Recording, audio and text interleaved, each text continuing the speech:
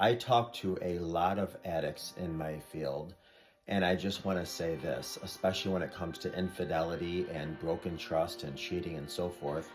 One of the populations of addicts I work with and speak to are sex addicts. And one of the things I just wanted to say with sexual addiction is that it's slightly different from other addictions in the fact that it's a secret struggle.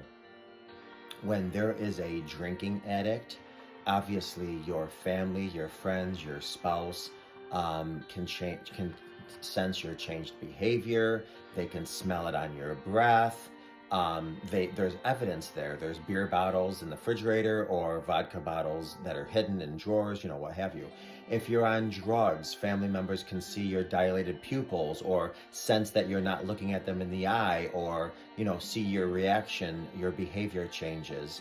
And oftentimes because it's socially acceptable, especially because drug and alcohol addiction are in the DSM, um, partners often will understand it's a disease and stay with you and work with you and encourage you and support you. When it comes to sex addiction, however, it's a secret struggle.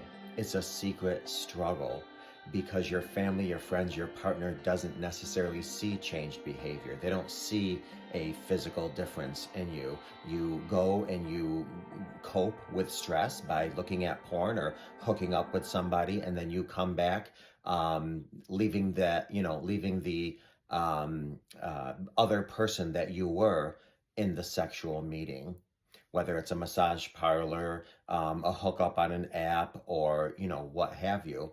So that secret struggle is almost like bacteria and mold behind a closed door.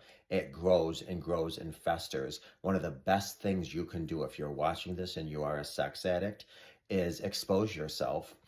Not to the wrong people, of course, professionals and trusted people, if you have profoundly trustworthy people in your life, because opening that door is like the sun shining in on mold. It abruptly stops.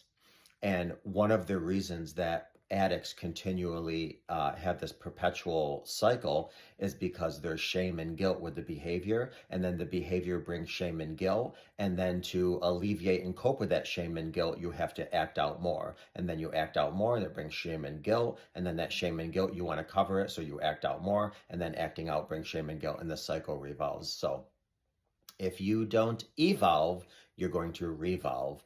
And evolving is telling a trusted source. So you open the door to that bacteria and that mold so it stops multiplying at a rapid rate that you cannot control.